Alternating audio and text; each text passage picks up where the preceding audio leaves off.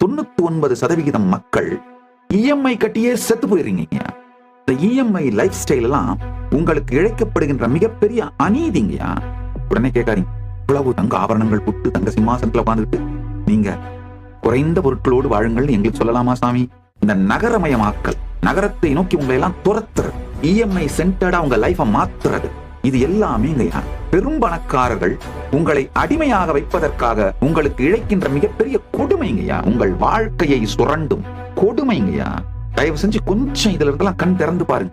மிக குறைவான பொருட்களை உபயோகித்து வாழ்தல், உங்கள் உடலும் மனமும் நீங்கள் நினைத்து பார்க்க முடியாத அளவில் உயர்நிலைக்கு வரும். உடனே கேட்காதீங்க, இவ்வளவு தங்க ஆபரணங்கள் புட்டு தங்க சிம்மாசனத்துல உட்கார்ந்துட்டு நீங்க குறைந்த பொருட்களோடு வாழுங்கள் எங்களுக்கு சொல்லலாமா சாமி?